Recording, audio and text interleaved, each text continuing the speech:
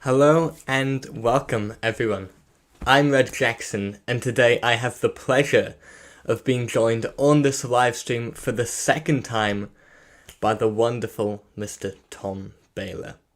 Now, I'm not sure if you guys watched part one of the interview, which was a week ago today, but we discussed Tom's experience writing She's Out of My Life for Michael Jackson, as well as discussing the first time he met Michael and some of his other work, like the time he performed with Elvis. Now today, this part 2 is a bit more standalone as well, so you don't have to have watched part 1 to know what's going on here, because today we're going to be talking mainly about Tom's experience being the associate producer and vocal arranger for We Are the World. So, if you guys are ready, I'm going to bring Tom in. And while you're watching, please share on social media so we can get as many fans watching as possible. Okay, here we go. Let's bring in Mr. Bähler. Hello. Hello, Red. How are you doing? How are It's so you, great bud? to have you back. Thank you. I'm doing okay. Amazing, Doing well. amazing.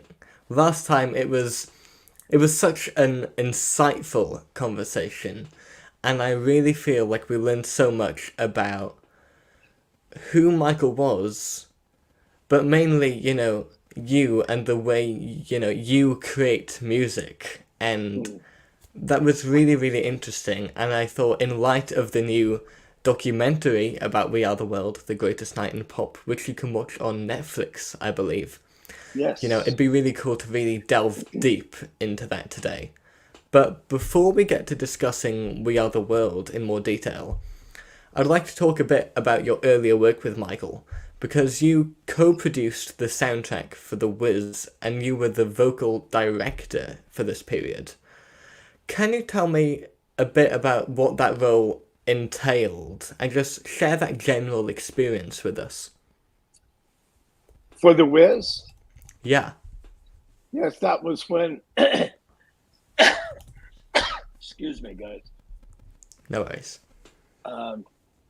Yeah. I've got some lung things going on, so pardon me if I get a little Don't worry about it. gurgly. Okay. It is what it is. Actually, that's what I loved about the Wiz was that Quincy got to know who Michael was. I had already been Right. working with Michael since '73. The Wiz came on along, what was it, '77 or something like that? Around there, yeah. Yeah, and it was great doing the movie, and it was wonderful seeing. This was Michael's chance to go off on his own. It's the first time he lived alone. He lived with his sister in New York. First time he Yeah. left the family. That was a big deal for him. Yeah. And also, he went to he liked to hang out at Studio 54, which was the hottest nightclub maybe in the world. I mean, it was so crazy. Whoa. And Okay. uh, and he was just Michael. I saw him there a Yeah. few times because, oddly enough, I was flying. Quincy and I were flying from LA to New York, and I was sitting next to the fellow who owned Studio 54, and he happened to mention it because above Studio 54, we were actually editing some of the shots, and they happened to be sharing the same building. So he gave me his card, which was a carte blanche into this club. It was so great. There was such a line around the place, but anyway, I saw Michael there a few times. He enjoyed being around it, and Yeah. not and there were so many people there that he knew that he was really comfortable. So that was great. What I loved about Michael, and if we're going into the Wiz, I'm going to kind of start. They start with a table reading of the script. Okay. You have this, the whole cast is there, and you sit Yeah. around a table, and his Michael's. Now I wasn't there because Quincy was in New York and I was in LA, He and I were working together on some other things, but he called me every day and gave me a report of what was going on, and he had met him at a party a year or two before, but he didn't really know him. And as they said, Michael and I had already been working together for quite some time. Yeah. But he called me and says, Michael is amazing, man. We did this table reading. Did I mention this last time? No. Okay, good, because I've been doing a All few. new. I've been doing some of the. Anyway, remind me if I'm repeating myself, because Yeah, I've of been course. doing. Anyway, But so it's so interesting. I'm sure we'd love to hear it a second time anyway. Okay, then I'm cool. I love to share these things because they're all good. They're Yeah, beautiful stories, and absolutely. So nice to hear. so anyway, he calls me and he says, "Man, we're doing a table reading today," and I just happened to look at Michael's lips. He knew every actor's part by memory. That's how well prepared he was. Yeah. And the more you know Michael, you know that that's his normal. It's not like, oh, I'm going to stay up all night and do this. No, that's just him. Yeah. And then his character as the scarecrow, what he wants is a brain, and in his costume he's got all of these sayings that he pulls out of his costume, and one of them, he was in rehearsal, and this is just the very beginning, he was pronouncing Socrates as Socrates because he had never seen the word before. Okay. So you say Socrates, because they Socrates. And Quincy had a feeling, he knew that he would be devastated. Well, he felt that Michael would be hurt if somebody mentioned that, So he pulled him aside while they're on a break. And he said, "Hey man, you're doing such a great job." And he said, "But I just wanted you to know before it gets too far into your memory that the way that we pronounce it is Socrates." So it wasn't done as a correction. It was just sharing some knowledge. Yeah. And Michael was used to this is in my opinion, okay? The thing, I knew who his father was. His father was not the enemy. There wouldn't be a Michael Jackson or a Jackson 5 without his dad. His dad was an okay guitar player. He had tried to get some gigs around, and it wasn't going well, but he knew some things about the business that was interested in it. So he was harsh. Yeah. It wasn't easy. So anyway, Michael, so that he was used to his father pointing out what was wrong. Yeah. In fact, he used to run from his dad because Michael had this drive in him. By the way, I've read every biography on him because I know him and I wanted to see what other people saw. And I've learned so much reading about him, and it all jives with what I know about him. And, but the thing is, when he was 5 years old, his dad say, "Sing it this way." And he'd say, "Dad, I prefer to sing it the way I'm singing it." And he said, "I'm telling you, sing it so-and-so, And finally he said no to his dad, 5 years old.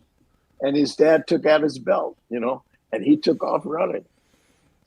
So he didn't get beaten, but his dad was harsh. And a lot of that is, so, and his mom was a wonderful singer. She was a gospel singer, had a great voice. And of course he he always cleaved to his mom because she was there for him and understood him better than I think. I think Michael was even beyond understanding of his dad, other than he was his son and he loved him.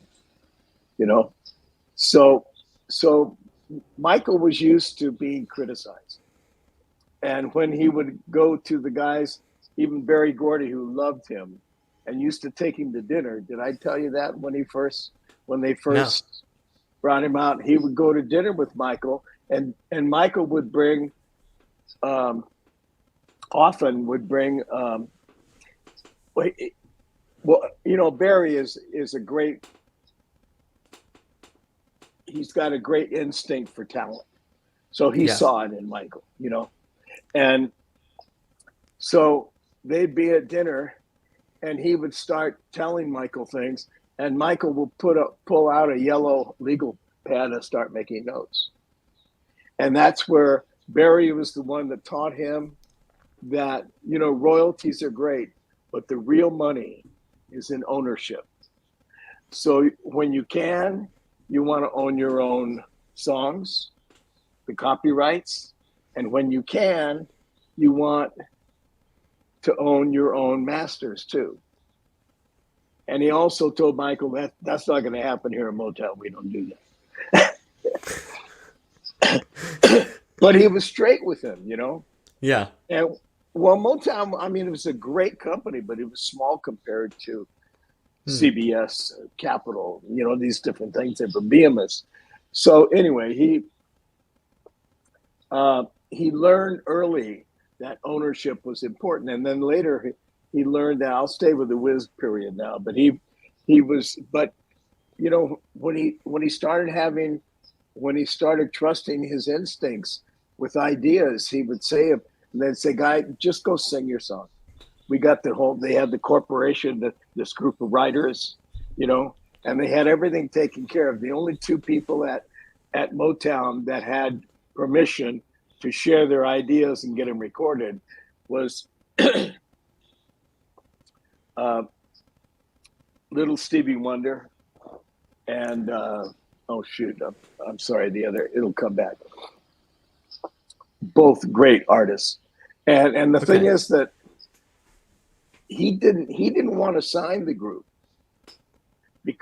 not because they weren't good. He saw how good they were. He was aware of them a year or two before he signed them. But the thing was that they were all underage. Stevie Wonder was enough of a pain, not him, but the fact that he was underage. Everywhere he went, he had to have a teacher, had to have this, had to have that, you know, all the child labor the things laws that come with that. Yeah. And you multiply that by 5, and he just said, I'm not interested, until their music took over. Then they realized that, you know, if you're aware of this, their first 4 single releases went to #1. That's That's insane. Man. Yeah. I mean, it is insane. So Barry put up with that, but he really loved Michael. I mean, he loved all the boys. They're a lovely family. There's not a bad kid in that family. You know, they've all been at different levels of success, but they're all successes. So yeah.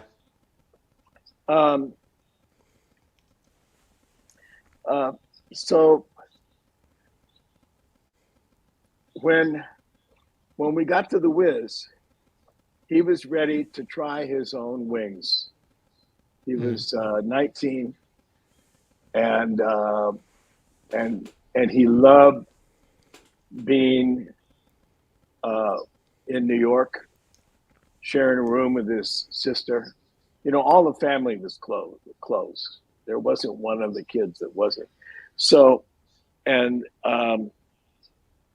so Quincy called and said, "Man, Michael's amazing," you know. And I said, "Yeah, I'm glad you're seeing it. I'm not surprised you're seeing it, but yeah, he is. He surprises you everything you do because he's so many steps ahead." And then Michael asked, well, the thing is that Michael was drawn to Quincy because he pulled him aside You know what I mean? He was very Yeah. discreet and Yeah. helpful. And here was an older person that is protecting me. Yeah. And So guiding him. so exactly.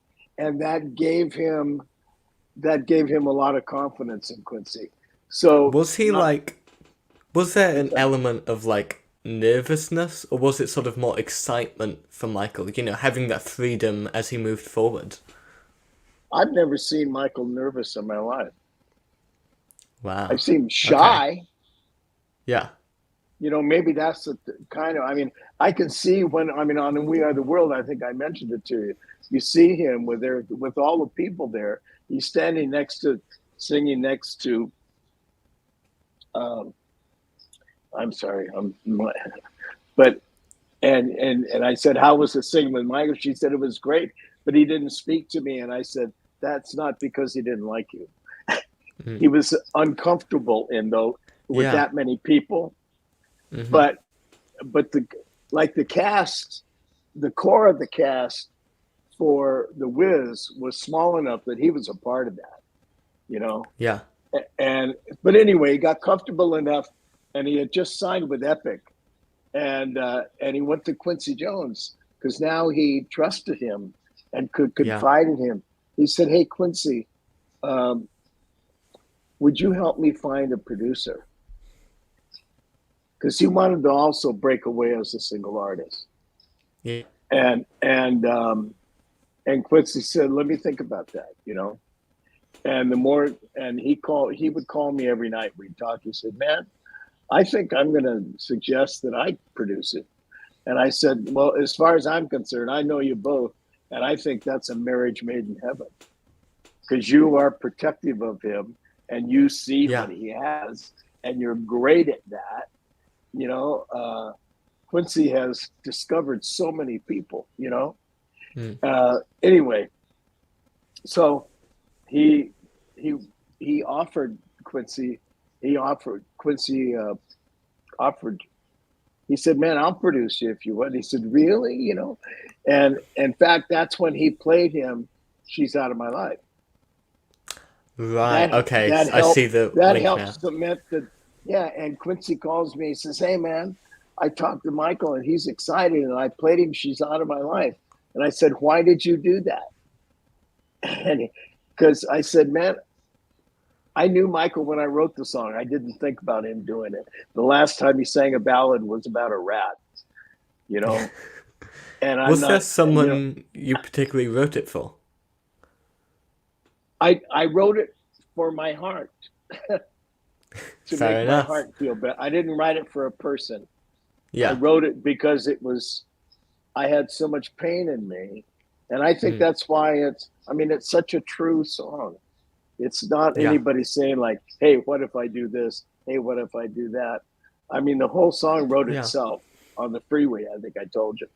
Yeah. And so anyway, um, Michael hears it and flips out and he says, "That's the single, man." I mean, they haven't even started, they haven't recorded, they're just talking about it. And Quincy calls me and says, he's calling it the single. And I said, "Oh my God." So, Yeah. but I could tell. Well, here's what was interesting because I realize now at the time I was blind to this, but I said, "Quincy, why did you play him the song?" I was talking about doing it with Sinatra. I think we need a man who has Wow. lived and who has known love to know the devastation of losing love. And and Quincy said, "Nad, it gives him adult emotions." Mm. And I went, "Whoa." That song Yeah. was a turning point for him. Yeah. It Absolutely. Completely sort it of changed the way he was viewed. exactly. He was a man. Yeah. This Yeah. and the thing is that Michael knew that. I mean, I realized later that Michael saw that. That's why he fell in love, and he heard it once, and he said, Yeah. "That's the single," because that's the Right. song that put him into manhood. Now, it Yeah. wasn't the first single on the album. He kept calling it the single, and Quincy finally says, "Michael, we're not putting a ballad out as the first song." you know. But by that time he had already written, which was the first song he wrote, "Don't Stop Till You Get Enough." Yeah. And that was, that's full of hooks. Yeah. I mean, Electric. and again, that was really his freedom song. If you listen, keep on with it. Absolutely. Don't stop. Don't stop till you get Yeah. enough. He was talking to himself too. Exactly. Yeah. So So that's. Oh, go ahead. for the Wiz then, like, what exactly did your role entail? How did you work with Quincy and with Michael? Well, the thing is, I didn't need to work with the cast because they knew what they were doing. I did work Okay. with the cast uh, after because when you're singing on camera, for instance, Yeah. you don't need a producer there. I mean, you've already worked that out, Yeah. and it's always like for ease on down the road. Okay, Yeah. Good one. that was a duet, And the cool thing with that is Quincy was in New York, I was in LA, and I went back to New York to do some things because we were also doing another album while we were doing this movie. We were pretty busy boys, and he said, "Nan, I want you to co-produce this with me," which is different than being an associate. Okay. So, and I said, "Okay, cool," because he said I need to stay here in New York, and Michael and Diana are back in California because principal photography was shot. They were finished, and now you're into editing and all of that. So I went Yeah. out to LA, and they had sung the song before because of course they shot it, but that's the way you make a movie, right? You go in, and also the way they shot it was you never really saw their mouths anyway because it was mostly a dance number. So anyway, I went out to LA with the masters and had Michael and Diana come in, and and it was interesting because Michael had already worked with me for a number of years, so he was real comfy with me, and we Yeah. laughed a lot. That was all part of what we did. I mean, we just cracked each. So and Diana comes in, and she is actually kind of a cloud came in with her. She was late, and I want to make sure that nobody gets an an evil thought about her. I just want to tell her she's a human being. You know, Yeah. she came in and there was a cloud over her. She didn't know me from Adam. I had sung on her records, but she didn't she didn't hang around for the background vocals. And Yeah. most artists don't, unless you're part of a group. So anyway, so she comes in, and I like to be introduced by the producer, but in this case, I was the producer. So, and she looks at me and she goes, "Who are you?" And she's in a bad mood, so it didn't have anything. I knew it wasn't about me, but I said, "Well, Quincy and I are co-producing this, and I'm going to do your vocals today." And she said, "Where's Quincy?" I said, "Quincy's in New York working on your movie, and that's why I'm co-producing it because I do a lot of the vocal work with him." She kind of rolls her eyes. She's just not in a good place. Ooh. But I know Yeah. that I've dealt with enough wonderful, artists have to be vulnerable, and a lot of times their vulnerability comes out. If they're mad, and they're not necessarily mad at you. You know when they're mad at you. But anyway, but Michael was so sweet because he immediately came to my and said, "Oh, Diana, I've been working with Tommy for 5 years. You're gonna love him. We have so much fun with him. It's gonna be great." And she's still gonna. So we go in to do the duet.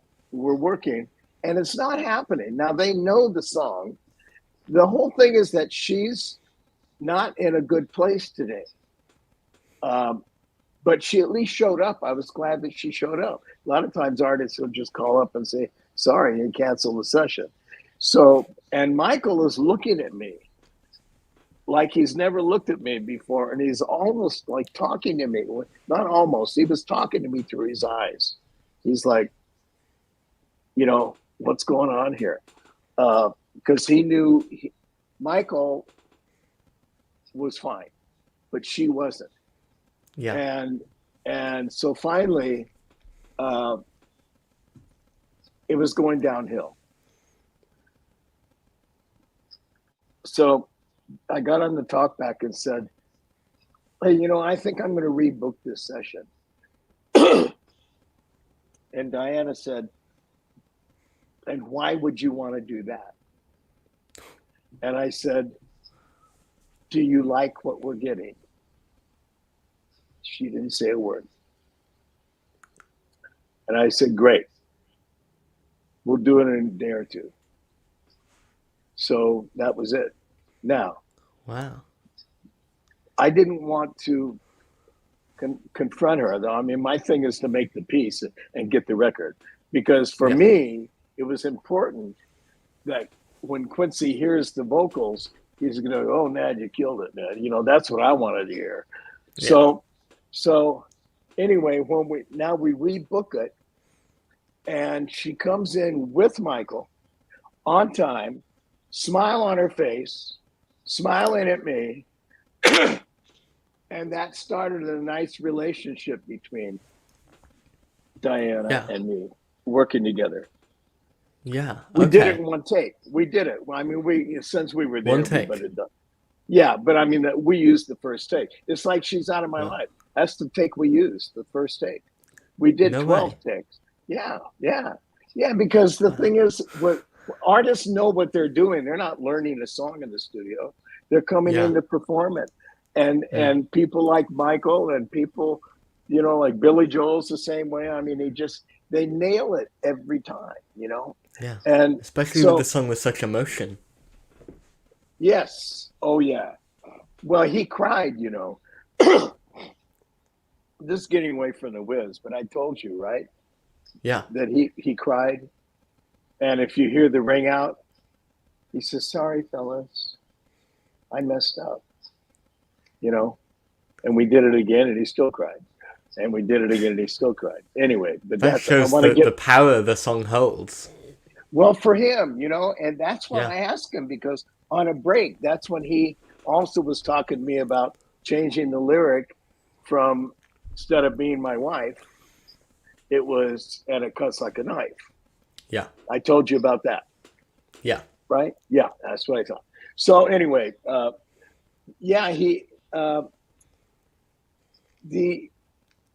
so when we did it, we did it in one take. We did a bunch of takes just to cover it, and then sent it back, and Quincy loved it, and that was the end of that. But it also kind of,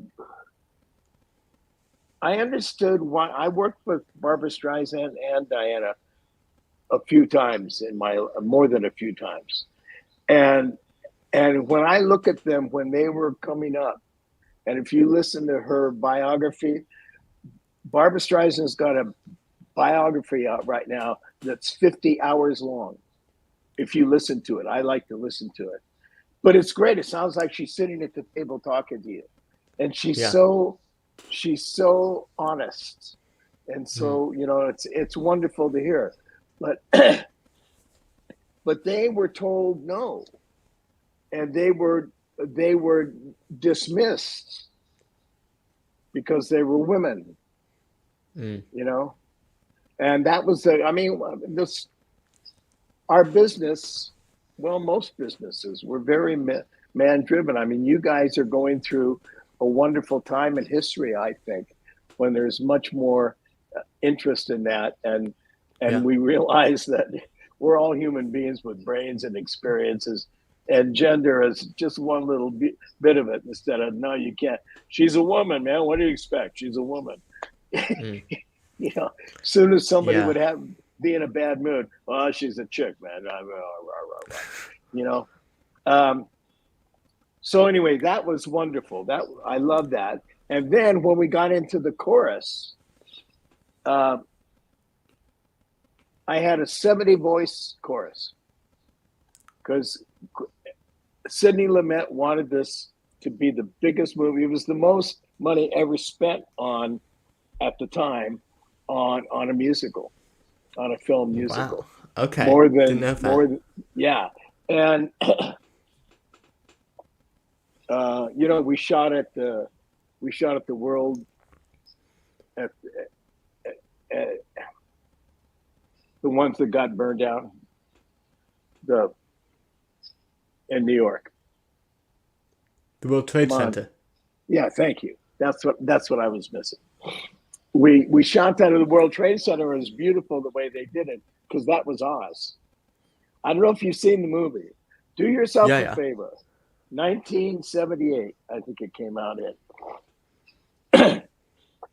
Watch The Wiz that he directed. It is so beautifully done. And it wasn't a hit when it came out, but now it's got one of those things that's got legs. And I worked with Ray Stark, and Ray Stark had produced Annie as a movie. When Annie as a movie came out, it bombed, because they're so used to what a big hit it is on Broadway. Sometimes it takes a while for people to get over that and say, "Oh, well, the movie's good on its own." Anyway, that's the way it was for The Wiz. So that was a wonderful experience, and that's so. But that's what's, for me, The Wiz was huge, because that was the beginning of Quincy's mentoring and freeing. He didn't have to mentor him musically. Nobody's ever had to do that. But in terms of experience and belief in himself, I mean, Quincy is the best person I know for making you feel like $1 million, man. When you just had the worst disaster of your life, and you talk to him for 5 minutes, you walk out to feel like, I'm just fine. That's incredible. Yeah. And that's one of the reasons that he's been so successful, Yeah, but there are also absolutely. people that he wouldn't produce. One of those, who's gone now, was Whitney Houston. I was at his house one day, and we both knew his mother, her mother, Sissy Houston, great singer. In fact, she sang on The Wiz with us. And he said, I want you to hear the singer. And he played me this young girl, sang her booty off. And I went, oh, man. He said, well, you know her mom. And I said, what does that mean? And he said, Sissy. I said, oh, that's Sissy's daughter. He said, yeah. I said, I hope you're going to produce her. He said, nope. I said, why? He said, she's trouble. So he knew that. Right. It wasn't musical trouble. It was life trouble. And Quincy was he was very aware, and he loved people. I mean, here's another story about The Wiz. It doesn't have to do with Michael, but we're doing The Wiz, and the guy who's playing the lion isn't a known character, but he's great as the lion. And Sidney saw that he was great, and it's an all-black cast, and this guy is a sweetheart. And one day I walk in the studio, and Quincy's writing out a check, and he hands it to him. And it was a check for $5,000 because the guy couldn't pay his rent. He wasn't a star. He was, I don't know what they were paying him, but he was having a tough time. And Quincy is producing the music, and he goes, here, man. That's the kind of person he is. That's remarkable. So was Michael. Yeah. Michael paid for life-saving operations of children around the world who never was anonymous. Nobody knew that he did it. He didn't want, that's not why he did it. He's a generous spirit. And I think that's what he and Quincy had that was so beautiful together. Yeah, And absolutely. and they did 3 albums together, and 3 albums was enough, because by the time they got to the third album, Quincy said, because after they did Bad, um, at the time that you would expect to be working on it, he called Quincy and says, "Hey man, let's do the new album." And and and Quincy said, "I think you're ready to fly solo, man. You really are. We've had a great run, and I think you're ready to fly on your own." Because by the time we got to Bad, they never argued, but they had a lot of, not dissension, no bad feelings. I don't want anybody to think that, but it was just, but they had different Like different ideas about opinions. different opinions about where the music should go. Right. And Quincy could see that before Michael was so happy. I mean, the only thing he did on that I remember, Quincy put that great string on "Don't Stop Till You Get It" in the intro, and Michael came in and he says, "Oh, Quincy, please don't do that. Please don't do that, man. It's ruining my groove." He was all about the groove at that point. He had Yeah. never experienced these things. And Quincy very kindly said, "We're leaving it on for now." He didn't make an argument. He said, "I'm leaving it in for now. We can always Yeah. take it out." It's And like that, statement. going over to the Beatles, when McCartney wrote "Yesterday," he came in and played it on the guitar, and one take, and it was done.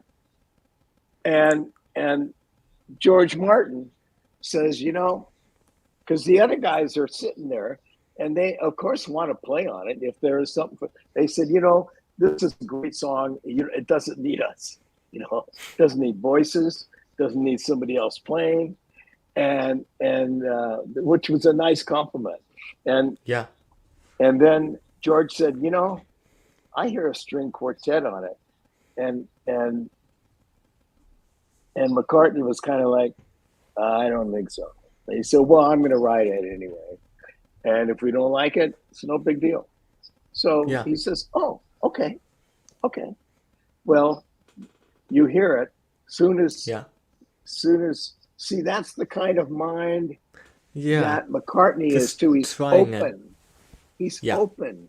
And he That may makes say, well, sense. I wouldn't do that. But if you're somebody that you respect, say, well, I want to do it. And, Yeah. the great thing about recording nowadays is that we can change anything. We can change the Yes. pitch. We can change the key. We can change the lyric. We can anything. And it's so Much funny. easier. Yeah. Well, yeah, and there was also something, and I'm not one of those guys saying, oh, I was better than. I don't feel that way at all. I love No? now and the future. But I also recorded a lot when I first got into business where the singers are in with the orchestra. They just have gobos and everything is done live. And Sinatra's sitting there singing live in the middle of the orchestra. And Wow. that was a marvel, because that was a live performance. That's what those old singers were Yeah. used to. And that's why they were so prepared. And also the people that I worked with that did vaudeville were always on time, because Yeah. those were live shows, man. You were either there or you weren't.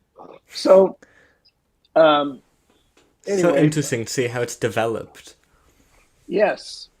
And Quincy believed in Michael, and that was new for him, Yeah. because even his brothers were, even though they're very close, but my brother and I have had bouts where we were uh, competing for the same thing, and it's like my idea is the way I want it, and no, I want it this way, and actually we had that on a on a on can I mean on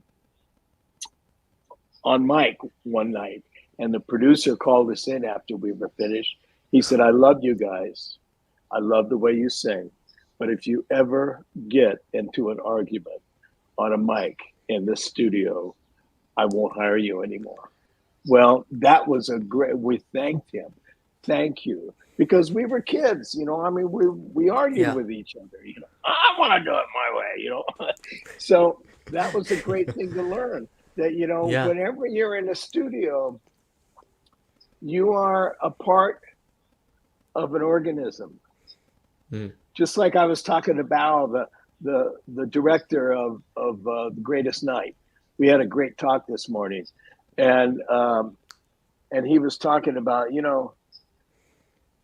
when you made all the cameramen around that show, it was wonderful that they didn't let that bother them, because everybody. That's why Quincy wanted everybody, all the soloists in there at the same time so they could see each other, because you also check any kind of thing that you might not like. It puts it at a different level. Well, I can live with this. I can live with this. I'm not going to stop. There's other 20 people. That makes sense. Yeah. And Yes.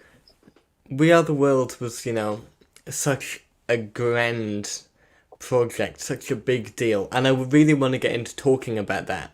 But before we do that, let's take a quick break from the interview to thank the sponsor of this live stream, MJ Market.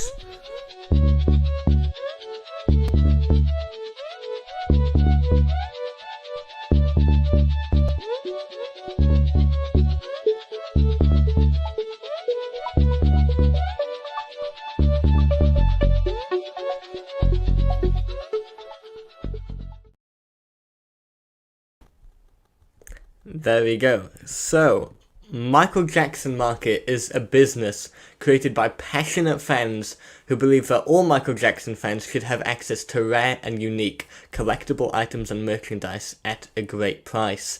They source their items from all over the world, and they provide a great buying experience. I can testify myself. I have some of their t-shirts and they're really, really great quality. I personally recommend them.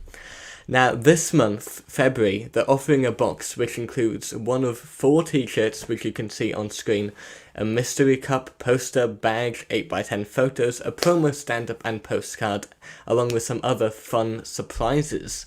So as you can see on screen, head to michaeljacksonmarket.com and use the coupon code REDJACKSON to get $10 off the box. So thank you once again, MJ Market, for sponsoring this video. Now let's head to We Are the World. Yes, sir. So, last time we talked about the moment you found out you were going to be involved with the project. But I'm curious as to what stage you were brought on board. Was that once everybody who was going to be involved was chosen, artist-wise? Or did you have any say into, who got involved?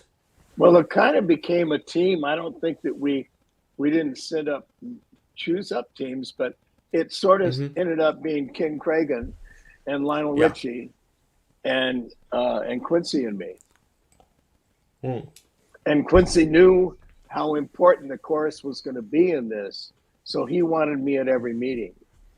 Yeah. So you were brought on board pretty much from the beginning. Oh yeah, actually Ken Cragen called Quincy. When they decided that they needed a new song. So he called Lionel and said, I want you to write a song and do it with, it'd be great if you did it with Stevie, and those started the phone calls that never got answered. And then Quincy said, well, I'm going to see Michael. That's how all that got started. But Quincy called me soon as it was explained to him. He called me and he didn't tell me what it was. He said, can you come over? And I said, yeah. So I went over and he said, hey, this is what's happening.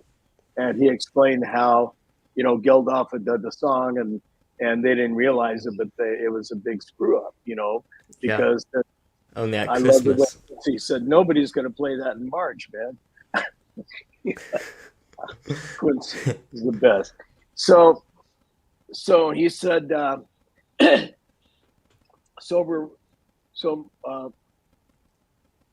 Lionel started writing a new song, and Michael's going to work on it. And I said, "Can I hear it?" And he said, "Well, it's not written yet." So we had about 3 weeks that I can't remember if could, but it was, it was kind of, it's not written yet. Okay, fine. But the thing is that we built the structure, because he said, "Here's the deal, though. We've never had this many. We don't." And the thing is that Ken Cragen's great idea was that, well, wait a minute, the American Music Awards are here. We don't have to fly everybody in. Everybody's here. All we need to do is tell them that we want them. So let's look at the group and see what we wanted. I mean, if you saw in the movie, one of the people who worked for Ken disagreed. They wanted Madonna, Yeah, she would have been great. She would have been great, but who knows what she was doing?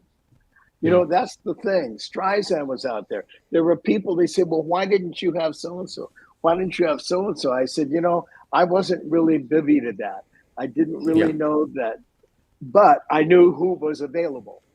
And out of the voices, the certain, even when I heard their names, they stood up in my head, Yeah. And those were the ones that I picked to be the soloist. And I didn't do it alone.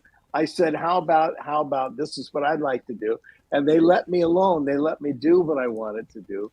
But as I said, Quincy wanted Lionel to start it, first chorus by Michael, and then have Diana join him on the first chorus, right? Yeah. And his little joke about that, them being the same person and all that. Well, it used to be they said, "Have you ever seen these two together? We think that Michael and Diana are the same person." It was just something to sell magazines. But anyway, it was. So that was, for me, this was very organic. Because when we hear an artist that we like, and I felt like it was like arranging in heaven. Yeah. We did a song many years ago with Roy Rogers, who was the most famous cowboy singer around. And he did a song called Cowboy Heaven. And I dreamed that I went to Cowboy Heaven. Well, he went up there and there were all these great old cowboy singers, and that's the way I felt with being with this list of people. We're going to start. Yeah. I mean, I've known Kenny Rogers since I was 18, and I and I worked with Stevie many times, and so you kind of have that familiarity there. The thing, I was very familiar with the first group of people. They're the first ones that came to me. And also Tina was very important to me. I just love her as a human being, and it comes out of her voice. And that's why I wrote her so low. And Quincy, I think I told you, Quincy was saying, "I think this is too low for her." And I said, "I'm going to ask you to take my advice on this one. It's not." I did a show with her. I think I told you. I had her sing "You Are So Beautiful." And her low voice is so rich and so beautiful. And her heart is in everything she sings. So anyway, that lineup was great. And then we knew that Michael was going to take the first chorus. And then after that, I'm a big fan of Dionne Warwick. And I didn't know that she was, but we told her they sing it the way you want it. We didn't say anything about how to sing it. But most of the people were kind of singing pretty close to the melody, And then she comes in and go, "Oh, send them your heart." I mean, the way that came in, it was so beautiful. Yeah, she did her thing. Out of that. Oh, man. And then and then again, I didn't think of this with my mind. It was all organic. So I heard her come in. And then Willie. And then later I looked at that and I thought, if I saw somebody else do that, I'd say that's genius.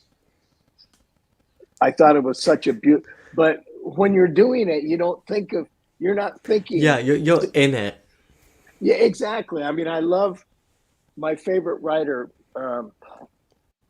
said, write drunk, edit sober.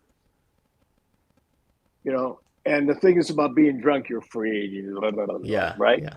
And then, so anyway, but then when I heard it, I just love those two, Mm-hmm. And then Al Jarreau comes in, and he's got a mellifluous voice too, a beautiful voice, and he's singing the last line, and then here comes the growler, man. We are the one, I mean, all of those things, they stood up and stood in front of me in my imagination. It must have been so cool to have it like going from your head into like actually being there with those artists, seeing it happen. Were any artists like different from your expectations when you were in the room with them? Not a one. And you know what? The thing is, this is nomenclature that I'm going to say. I don't talk about, this isn't the mind to me. This is the heart. It's my whole body's the heart. Those things are the instinct. Come to me, the mind is a wonderful editor. That's our cognizant thing. Is that going to work? Is it going to be cut off at the same time? Are they singing in tune? Are they this? Are we that? That's a judging part. Yeah. Our mind is a judger. Like you need to be there at 10 o'clock. And that's which an is fine. Way of putting it. Well, that's the way I look at it. But when I go into the ether of what I want, there are no rules. There are no policemen. There is nobody in there saying you should, I think, yada, yada. And so when these people stood up, I just accepted them because that's for me, for my life, my career, that's when I have excelled. I have yet to really mess something up from going, this is what I think. This is what I feel. Mm-hmm. So just sort of let it be. Exactly. Get out of the way. Yeah, that makes sense. Get out of the way. Let it, because it's telling me. I just had a young man because of it may have been because of the show I did with you, but and he wanted to talk to me about some things, and I thought, you know what, I'm not a teacher, but I like to share concepts. And I said, my guess is everything you're talking about that you want to talk to me about is already going on. Let it happen. Listen, my dad told me you don't have to look outside. If you have an idea to do something, you've already started, your mechanism is already at work. They're like the cobblers and they're pounding the shoes, Yeah. But if you don't notice them, you might go out the next door neighbor and find out that he's making shows too, but they're not nearly as good as the ones that you wanted. So it was like, be quiet and listen. And they show up, man. They show up. Yeah. I have never had them not show up. Absolutely. So that's why it took me 30 minutes to do that. All the artists did such a good job as well, Oh, and it's insane how it took you so little time. They were great artists to begin with, which is, to me, it was such an honor to have these people sing, And I love Huey Lewis. He'd only had one hit at the time. Oh, yeah. He was nervous, man, but he killed it. Oh, yeah, absolutely. How did, all the different artists prepare to sing in their individual ways? Did people have interesting routines or quirks or, things about them, if you get what I mean? Eccentricities, per se? I think we let them know before the date that now this is clouded to me, so I can't, if somebody came to someone, no, you didn't, and could prove it, I would believe them, but I can't imagine us doing anything. We were so realizing that we have one night to do this, No, no room for umaras, no navel gazing. We need to go in there, bang bang. In fact, on the copy, Right. it had the soloist name up there, so we knew at least a few days before, and had contacted them, and sent them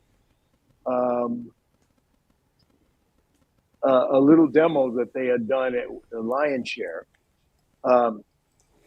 So anyway, I think that they weren't surprised that they were being asked. I think maybe Huey kind of was, because they were going to put Prince in that place, but we kind of all knew that Prince wouldn't come. It's the same thing. I mean, he's not the same as Michael, but neither one of them are comfortable in crowds. Michael did not want to sing and not be he wanted to write it, and that was it. Mm-hmm. But Quincy said, man, you got to be in this thing. You got to, and you know, Michael is malleable. He's not stubborn. And he saw that, but that's why he's so quiet that whole night. If you look at him with that in mind, you will see, oh yeah, there he is. He's just standing there, and his face is blank, almost like he's somewhere else, and maybe he was. But there was no anger. I saw a lot of people saying, well, he didn't like this, and I said, no, I had nothing to do with it. He was Michael's in everybody's corner. You know? Okay. How much of a letdown was that Prince didn't turn up? Because you said you weren't really expecting him to, but was that did that make a bit of a somber tone? As far as I'm concerned, not one person could have left and have us really down about it, even Michael. If he would have decided not to do it, we would have started with somebody else, you know? When you have that much talent in a room, you know, and you look at those people, Steve Perry, right? Yeah. Killed that. I heard that he jumped off I swear he jumped off the book. I mean, I almost felt like he was coming at me. That's where he said, you know? Yeah. And so, no, I don't think there was anything. Nobody said, I don't want to say. The only thing is that, you know, that we did have a worry, but I think Quincy took care of that. He's so good at it. But Cindy didn't, you know, her boyfriend didn't think it was a hit. So he didn't want her to sing on it. But we knew about that at the American Music Awards. And we would have had her covered if she didn't. Now she's glorious on it. We listen to this song and it's kind of like listening to Beethoven's Ninth, man. How could this be better? It couldn't be better. It is absolutely perfect. Well, but it happened. One person sat down and wrote it from beginning to end like Beethoven did. But the point was that the way it came together, but I think the night, you know, I think Diana asking for Daryl's autograph at the very beginning. Now it doesn't show it in the documentary where it came, but that doesn't matter because it all works. But that was really the icebreaker. Yeah. Because when there were 46 people in the room, and we're in the big studio because we can't fit in the booth, you know, everybody just kind of was looking at it and say, "Oh my God, I love you, I love you, I love you." You know what I mean? Ray Charles, you're standing next to Ray Charles, like, what the, you know? Well, yeah. But when we asked for everybody's autograph, when relieved she the tension. It made a family out of it. The tension disappeared. Yeah. It disappeared in pure wonder. Oh man, I could do this too. I can do it. I can do it. I can ask her for this. I can ask her, would you sign my, you know? And everybody was like, yeah. and it was beautiful. That is what made us a family. And from that point on, I didn't notice much individual thinking, Yeah. not artistically. They were ready to do whatever we wanted. Got it. Okay. So, Yeah. did you partake in that? Did you get anybody's autograph? Oh, I got it. I have it framed. Actually, it's at my son's house. He wanted Right. it. Yeah, because it's Can't about blame him. once you print it out and then have it framed, it's about Yeah. 8 feet long. And anyway, Whoa. it's got everybody's. Yeah, it's a friend of mine said that's worth. Blah, blah, blah, blah. I said it's in my family, man. Whatever they do with it, Yeah. I've seen it. I was there. You've got the I'm happy. memories. Yeah, I mean, I wasn't tired of looking at it, but it hung on my wall for a long, long time. And Yeah. then you move on and you put, well, that could go in the attic for a minute, and knowing it would come out. And then my son, did the same thing. He said, "Man, I want to hang that up." I said, it belongs to the family. It's yours." Yeah. Absolutely. Such a magical experience, and it must have been so cool hearing the song sang all the way through for the first time, with all the artists. How did Oh that yeah, feel? wonderful. Yeah. But you know what? I'll tell you something. When I first learned how to arrange as a little kid, the first arrangement I did, I think I was 11 years old, and Wow. I heard this, and my dad would help me. I mean, the way he would help me, I said, "Dad, I love this song. Somebody loves me. Somebody loves me. I wonder who." And nice jazz song. And I had this little trio of us kids, or it was actually a quartet, not singing, instrumental. And I hear the bass going, ba-doo doo doo doo, and then the keyboard doo doo, ba-doo doo doo doo doo doo. He says, "Great, write it down." I said, "Oh, really?" He said, "Yeah, write it down." So when I learned is when I heard something in my head and I wrote it down. When I heard it first played by the band or heard it first sung by an artist or anything like that, it was exactly what I heard. Mm. You know? That's interesting. Okay. Yeah, yeah. And I mean, singers can. I mean, like for instance, Bobby Sherman, probably before your time, but Bobby Sherman did "Julie, Do You Love Me" was my first hit, and the original lyric went, "Being alone at night makes me sad, girl." And when he sang it, he was more comfortable singing it.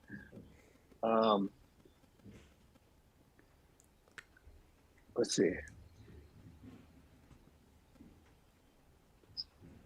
"Being alone at night makes me sad, girl." Well, he didn't change it; he just changed the octave. You know what I mean? That to me, that's the artists. Now, if they want to change it, Mm-hmm. I've never had to change a lyric. There was one guy who was going to record "She's Out of My Life" that Quincy was thinking about him recording. I wasn't crazy about it, but he was a good singer. And there's a line in there that said, "I was so cavalier." Well, that word is so rich. When you hear Yeah. cavalier, it tells you exactly the way he was thinking, Mm. And this guy said, "I don't want to sing cavalier. I want to, to think that she was, because to think for 2 years she was here, and I took her for granted. I was so cavalier." That's a strong line, and he wanted to change it to think for 2 years she was there, and I took her for granted. I was so unaware. And It when doesn't hit the same. he called Quincy and said he wants to change that, Quincy got off the phone. He said, "Well, that's the end of him."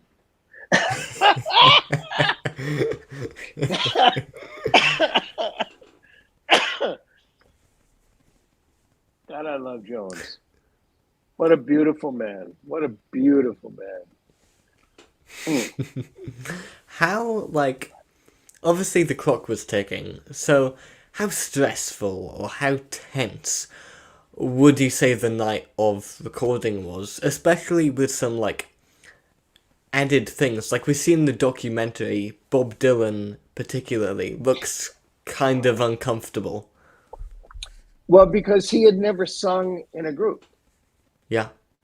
You know, I mean, he's a soloist. He's got a harmonica and a guitar, and he sings his songs. Yeah. Not to say he couldn't do others, but out of everybody there, he was really solitary. And that's why you could even see him during the chorus thing. That's why I'm glad they shot him, because we didn't want to embarrass him, but it showed him. It showed how uncomfortable he was, but he was still there. And we Yeah. said, if you don't want to sing, don't sing. I mean, you know, we gave him permission to everybody to say, you know, if it doesn't feel right, just be there, you know. Well, but then when Quincy wanted him to do what he called the serious fills, he was really out of the water. But that's when look who saved him. Stevie saved him. Stevie. Because he sings it that way. Basically, he copied exactly what Stevie's saying. There's a choice we're making, you know. and it took the onus off of him having to be himself when he doesn't know what to do in this case, because everything he did came from him. This is my opinion, that everything came from him, from the song, from the lyric, the melody, the stuff, where to play the harmonica. He did all of that. Yeah. You know? That makes sense. I see something, I just read something that said something about that there was some negative, because the internet pushes negatively. I don't understand how that could be. Like I said, I've known him for 50 years. He's a truth box, but he's so gentle and he cares about you so much. You know, he cares about everybody. He's got 7 children, 6 girls and 1 boy. And they all love each other. They all love each other. Yeah, he's one of the finest human beings. Like I said, outside of my father, he's the most important man in my life. Wow. I'm so grateful for him. And he was my mentor. And yet I found that I had some strengths that he kind of was helped by me. You know what I mean? That's what a friendship does. Yeah, symbiotic. You know? It's symbiotic. Thank you. Yeah. That's what it is. So, like, with Back to We Are the World, how... Obviously the clock was ticking. How much was it like, oh my gosh, we haven't got long, we really have to rush this part? Or was it more like, okay, see how we go, stay calm? What end of that spectrum was it? Well, you know what freed us up from that, really? We knew we had one night. We knew we were going to go late. But since we were all doing this pro bono, the cameramen, the engineers, the singers, everything, the lighting, all of that, there wasn't a, oh my God, we got to be out of here by midnight. We didn't have that. We had, we're here to do it and finish it. Okay. And everybody, basically, to me, the way that happened was the overall ego of that crowd was proud. They were proud of who they were. They were proud of singing next to the person they were singing next to. They were proud about this song that was so simple and so meaningful. Yeah. That there was never about like, can we get on? I mean, we got hungry for a while, but they brought in some chicken and waffles and chicken, which everybody loved. But basically, no, everybody was invested. I didn't see anybody that wasn't invested. I mean, Yeah. Waylon Jennings finally said, "This is too much for me," and he left. That's cool. Yeah. Nobody was upset with him. We don't want you there if you're upset. Mm. He was a fish out of water, Yeah. because he's country, but you can't much get more country than Willie Nelson. And yet Willie is a 360 man. Mm-hmm. He's a great He still joke fit teller. in. Oh yeah, he's in his 90s now. I think he just turned 91, and he's still out there doing it because he Yeah. loves what he's done. And if you saw him back in the 60s, he looks like anybody did in the 60s. Short hair, clean shaven. I mean, almost preppy looking. But he's gone with the. When we did, I wrote the song for "Wag the Dog." You remember the song there was a big anthem in there, and they called Quincy to do it. And he said, "Call Tommy Bähler. He's the anthem king." So Quite the title. It's called The American Dream. And the thing is that in this movie, if you haven't seen the movie, David Mamet wrote it. I heartily recommend that you see it. It's called Wag the Dog. It was made in the 90s, in the late 90s. It's got an all-star cast, and it's a wonderful story. And I got into that because they wanted. He wanted a "We Are the World." He said, "I want that kind of song." So what I did that "We Are the World" did, I mean, the guy, I looked at it because this was basically, we have to go to war. That's what it was about. We guard our American borders. We guard our American dream. So this was a defensive song, and I went back to the. My study for it was because this is where you're writing on order. They're not just give us a song that does this and that, and that's fun. I love that. Yeah. So I read the Declaration of Independence. I read enough of the Constitution to get what I wanted out of it, and out of those two. That,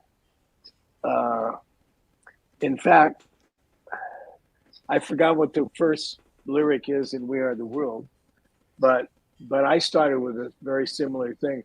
There comes a time in the course of human events.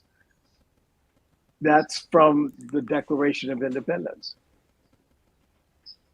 Right. There comes a time in the course of human events and then I went from there. And a threat must be answered with courage and strength. So so that direct inspiration there, weaving that in. Yeah. Yes, and I love it because when clever. Levinson was the director, called me and he said, "Hey man," he called me. He said, "Quincy wanted me to call you," and I said, "Well, send me a script." And I read the script and I loved it, and I wrote him back and I said, "Well, my idea is this: I need the song." In order for this song to be funny, because it was really a black comedy, in order for this to be funny, I have to write it as if I'm serious. Because the fact that I'm serious is going to make you laugh. Yeah. So, and he said, "Whatever works for you, man. It's cool." He loved it. He loved the song, and it was wonderful.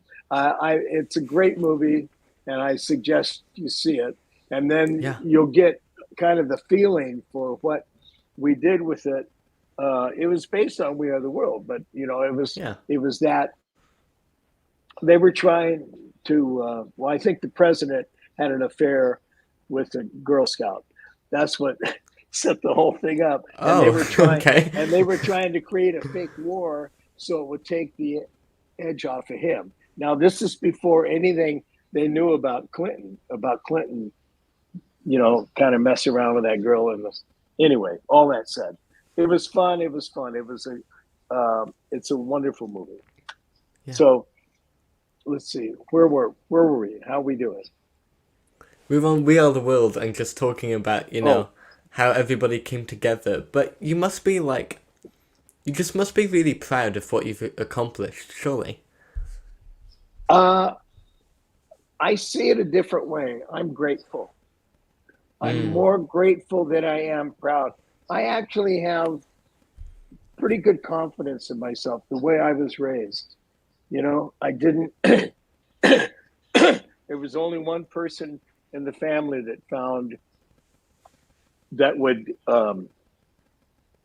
try to take me down, or not try to take me down, but would complain about me. And I realized at a young age that it was that person's problem, because my mom and dad loved me, mm, and I took solace in that. So when somebody attacks you from the outside, it's like, what's your problem, man? yeah. you know. So that's so I've never walked into something and say, oh my God, I don't belong here, because I don't know. I'm very fortunate. I'm not saying anybody else should feel this way, but I've always felt like, I love people. So if I want, walking into that crowd as they were coming in, I was like, yeah, man, yeah, this is going to be. And I'm grateful for what I did in college, because in college I had choruses of 60 people and none of them were singers. So it was fun making things out of that. And Mm, it taught me how to deal with human beings without getting on them about their musicality, because they didn't yeah. have any musicality, but they were human, and all humans can sing. Well. No, I think it's definitely like somewhere in people, the whole thing about rhythm and music. I think it just sort of resonates with everybody, doesn't it? Our heartbeat is our rhythm, man. And Mm, that takes me to when we did Live Aid, and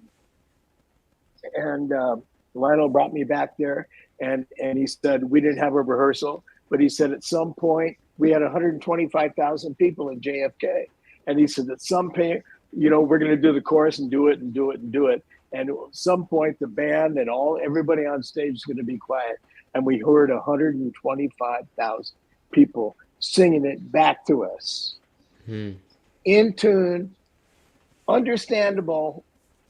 If you ever watch the ending of Live Aid, you'll see it. That's one of the yeah, greatest thrills of have to my check it out. life, of my Yeah, life, you know? So, yeah, it's a human music. Well, it's just part of who we are. We have a heartbeat, we have a melodic.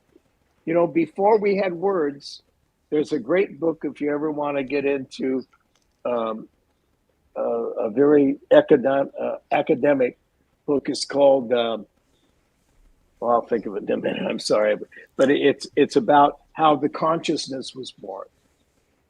oh, okay. Yeah, and how we started to understand, and um, yeah, and it's before Intriguing. language.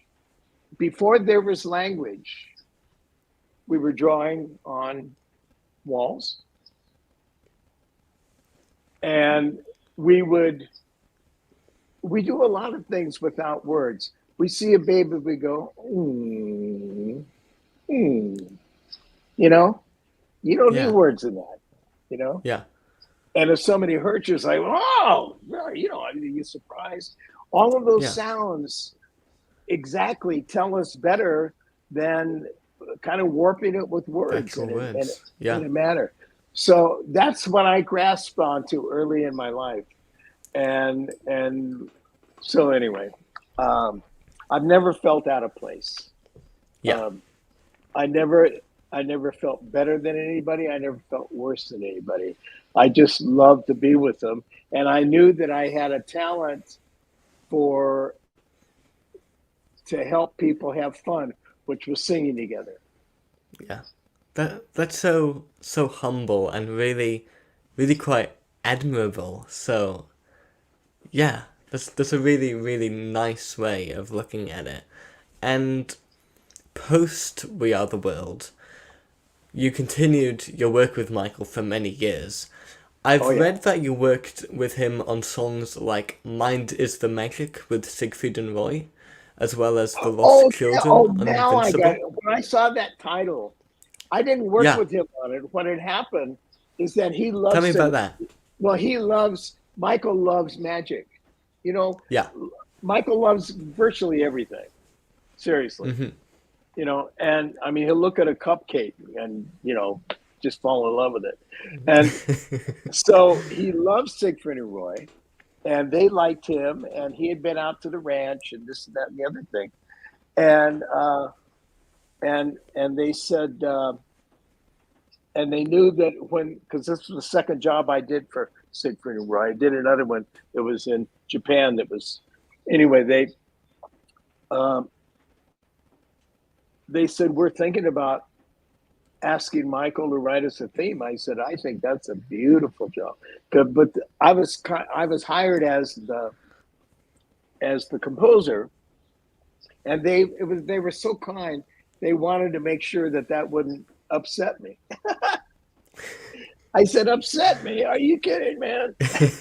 First of all, just to have his name on this show is going to be great. And the next time Michael writes a song I don't like, will be the first time, you know? And he had actually written this for something else. It was going to be part of an album. You know, he always writes 10 times songs more. I mean, he doesn't keep track. He just goes. And it was a great groove. And he set the song over, and it was beautiful. So I didn't have to work on it, but I worked with it. Got it. Okay. You were like separate, but yeah, we were separate. You worked together. You worked on some other songs too, right? Like, wasn't it People of the World and The Lost Children? Tell me I love The Lost Children. And I love, there's one that still hasn't been released. It's called I Have This Dream. It was based upon, I think I told you a little bit about that. Yeah, you mentioned that last time a little bit. Yeah, I love that song. And then another one is Speechless. You did Speechless? Yes. Well, here's what happened. Wow. This is a great example of what Michael does. And a lot of times arrangers or players will get upset. Quincy did this too. And because you give them your best and then they choose somebody else's work. If you're not in control of yourself, you might think, well, mine wasn't good enough. That has nothing to do with good enough. This guy's making a decision. He knows what he wants. When he hears it, you know. And you gave him something that he really liked. But when he heard this is the one. Mm-hmm. You know, so how can you feel less than? Because a lot of times those songs go on to be huge hits somewhere else. And so he, Speechless is one of my favorite songs of his, and Bruce Swedeen's too, because he starts off a cappella. Yeah. I think it's the only time he's ever, and his voice is so good and so full of emotion. And I mean, it's just a mountain of emotion, you know. And he, so he called me. I was in LA. He said, would you fly back and do this for me? And I said, yeah, cool. So, and I had my singers in New York, and most of them were black. I mean, they didn't really matter, but I mean, the ones I was picking were mostly maybe all black. But anyway, so I wrote what I wanted, and I go in the studio and run it with him a few times, sing it for Michael, and he loves it. And now they're singing on mic, and I'm over here because I'm still coaching them, you know. Yeah. Because he says words a certain way, and I've learned over the years that when you're singing with him, you want to pronounce it that way. It may not be your way, way of pronouncing, but you want to be in sync with him. Yeah. So that's what I was doing. And then, so now we start to do takes on it.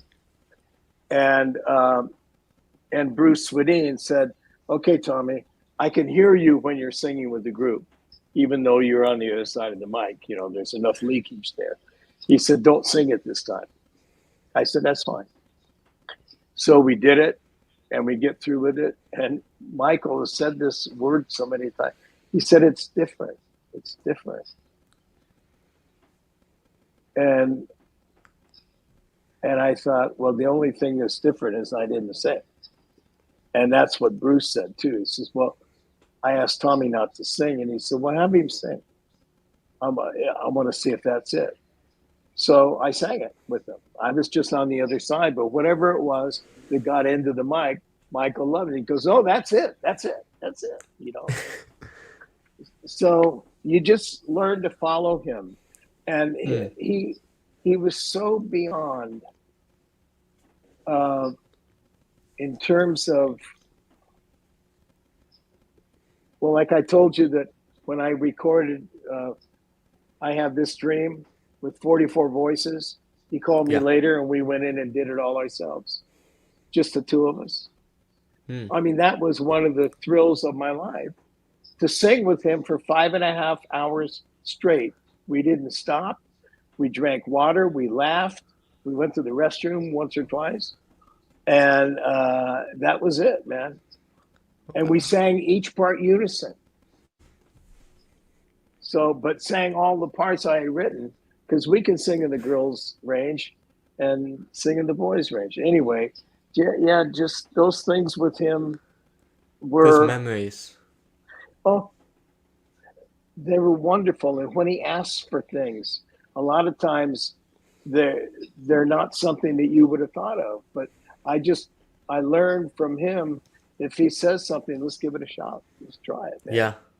Yeah. Let's do it. And it's so cool how, like, you worked with him for such a long period of time, and how, you know, he'd just give you a phone call to work on another song. Like, so many people, you know, might work with him for 1 or 2 songs, but you had that consistent relationship. So you must have been able to see how he sort of evolved.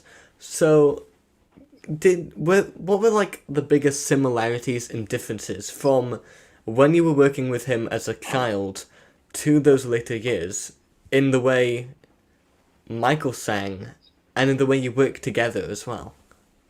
Well, before he left Motown, and before Quincy, there was no an exchange.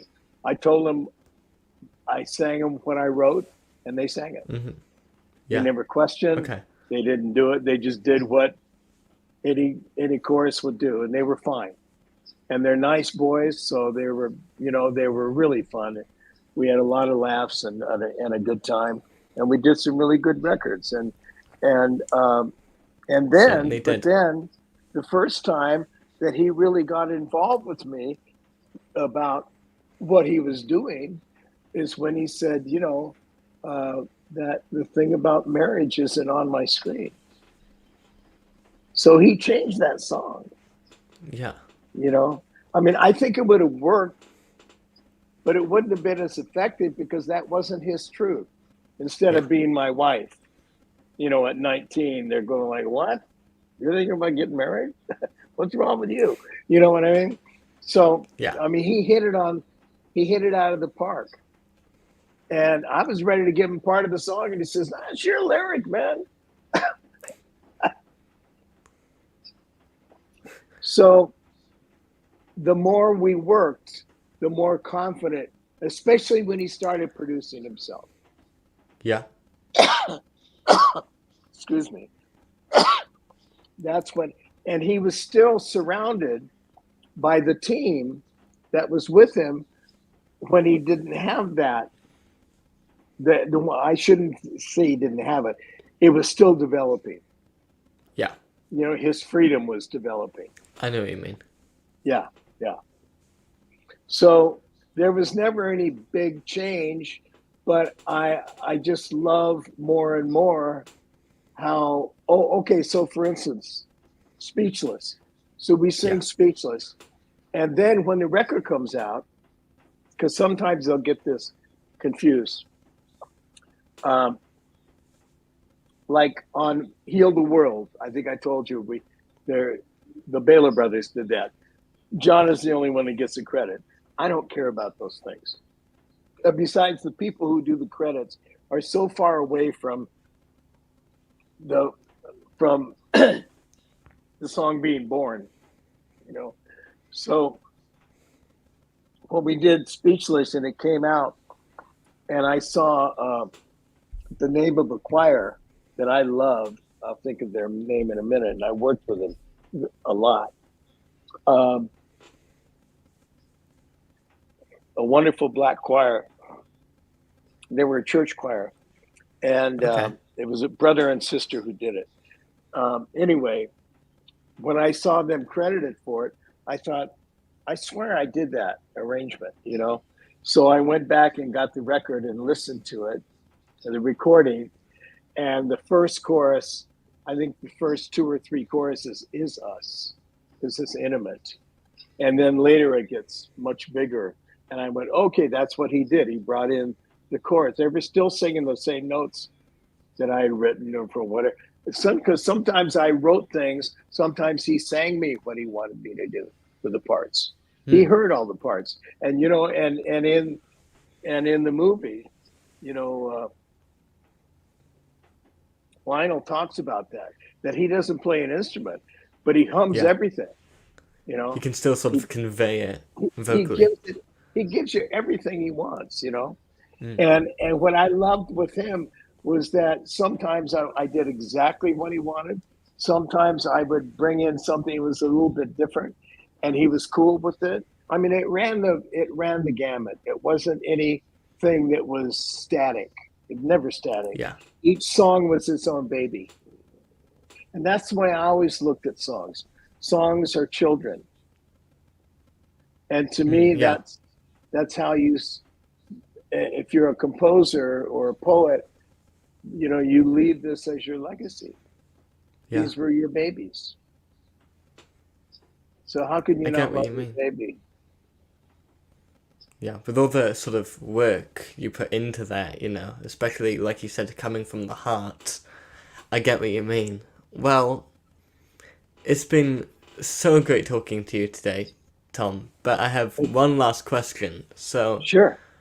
looking back of your incredible career, what do you think is the biggest thing that made you succeed in the industry? Is there anything you can sort of translate into advice for aspiring artists? Well, to me, it was when I first started, when I did the first album with Quincy Jones. Yeah. I got a lot of feedback from other arrangers that I knew that had never really heard me do this kind of stuff. Because I started out in the business as a singer, because we were good and it was an easy gig, you know what I mean? Yeah. But then as things went on, we grew with the business. And so that was another huge one for me was the Partridge Family, because it was such a huge hit. And we were the voices, my brother and I, and Jackie Ward and Ron Hinckley. And my brother did most of those arrangements, and the ones that he didn't have time for or whatever, he had a headache, I just stepped in. It didn't really matter which one of that's why Michael used to say, give me one of the Bähler brothers, you know. Which was fun. We loved that. We had each other's back. Yeah. So do you think So, it was, you know, your individual talent and your skill, or the fact that you sort of work together in that way? What was like the biggest attribute that made you stand out and succeed in the industry, if you know what I mean?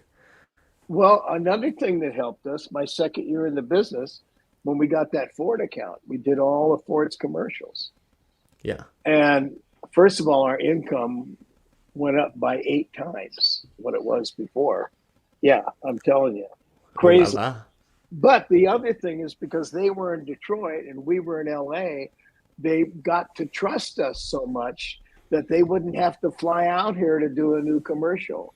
They'd say, "This is what we want." We cut a track, send it to them. They say, "That's great. Go put the voices on it." And so when we started the Ford Group, it was only the second year we were in the business. We were known as singers, which is fine. Mm. By the time we spent 2 years with Ford, we were known as producers and arrangers and singers. So Okay. Yeah. that was the big thing. Yeah. And then still, that was 1970, and I didn't meet Quincy till 73, and he hadn't heard of me. But when he heard the stuff that I did for Sarah Vaughan, that opened the door. I was never one to tell people about, I'd come home from work and my wife would say, "What did you do today?" I said, "I sang." She said, "What'd you sing?" I said, "I don't remember." And I obviously didn't. You cut that loose. I used to, Yeah. if you don't mind me saying this, I said, it's kind of like being a high class hooker. You give your client everything that they want. And when you leave that door, you forget who it was because you got to go to the next person. Now, Yeah. that's a much more Just physical keep thing, moving. but emotionally, that's what it was. Because seriously, in one day, I might do a country gig, an R&B gig, a Christian thing, and you know what I mean. We Yeah. changed genres, and what we loved about that is that everyone expanded us. Yeah. Everything we did just added on to our abilities because we learned something on every. We used to talk about that. Man, look at what we learned today. Yeah. And that made you And more versatile. yes, exactly. And to Yeah. us, what was important, we didn't just want our client to be happy. We wanted to blow them away. So we gave everything, and not just my brother and me, everybody we sang with, everybody that we worked with, is you just want to do your very best on everything, and you walk out of there feeling good about it. Yeah. Happy times. Yeah. And then when you write an arrangement and it sounds just like it did in your head. But it's like Satisfying eight of almost. the badass musicians playing it. And it's just like you heard in your head and say, "God, I got a virtuoso up here." When you speak through their bodies, Yeah. it is. So to me, it's just been.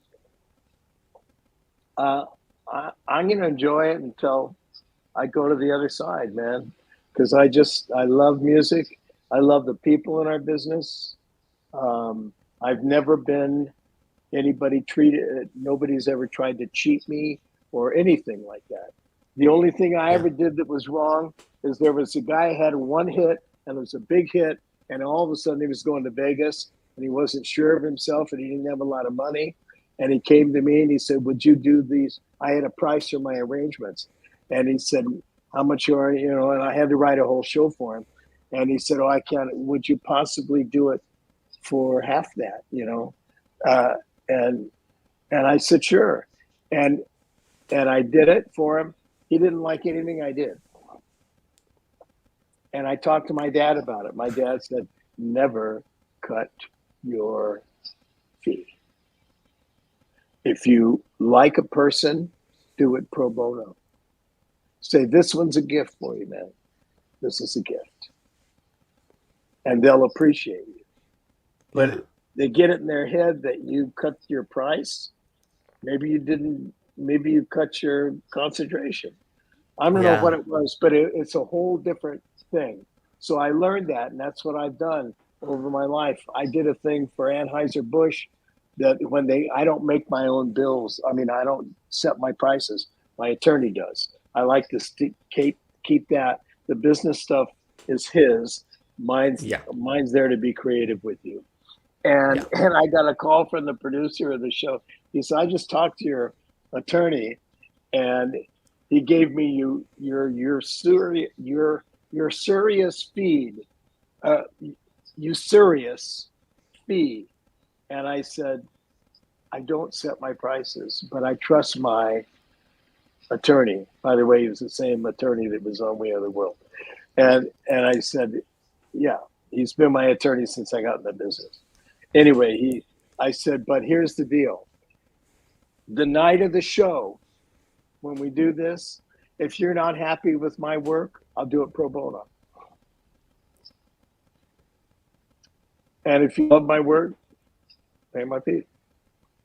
Well, they paid it, and I never heard from them again regarding that.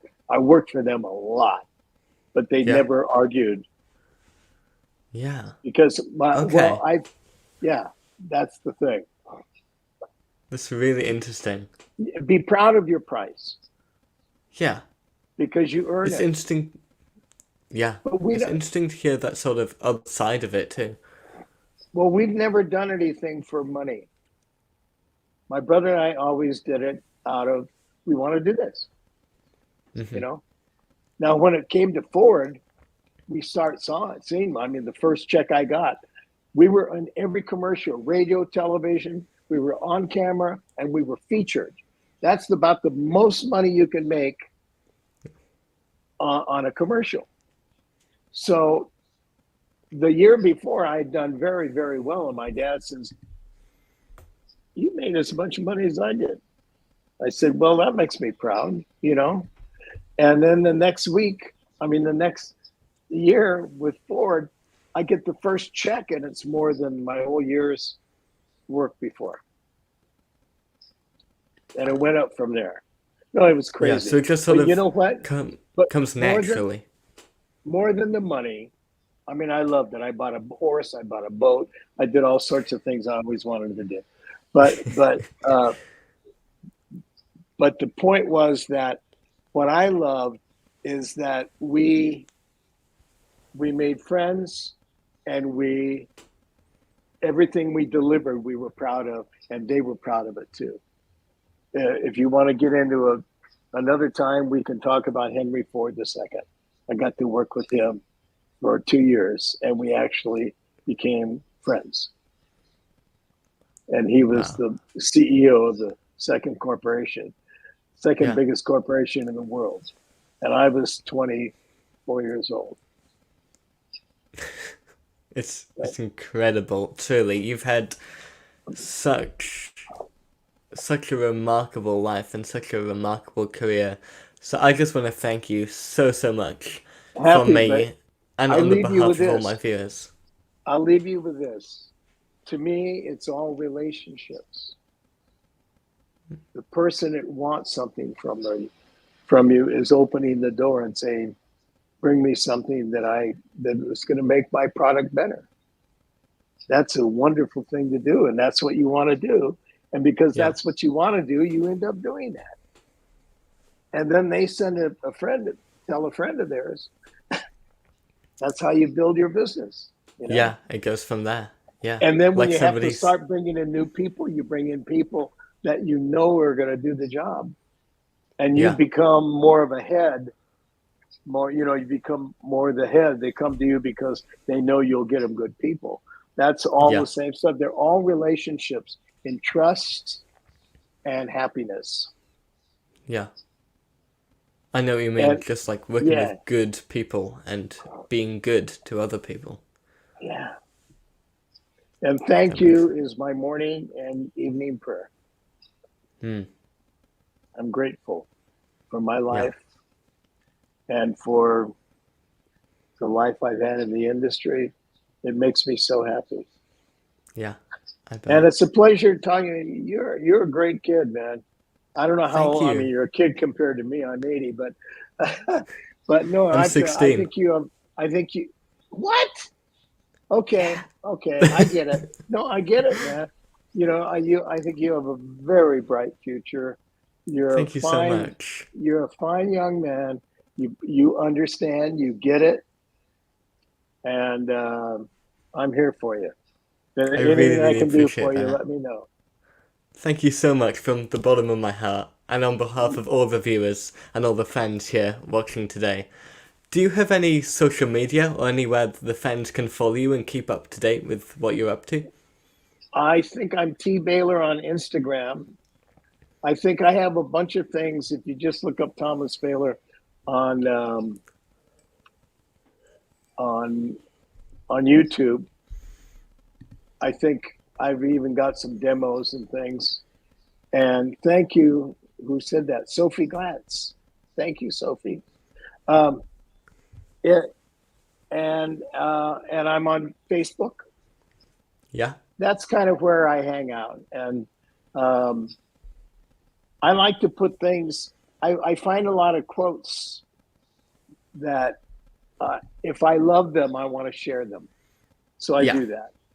There's a writer named absolutely. Victoria Erickson. I put her things up all the time because she inspires me.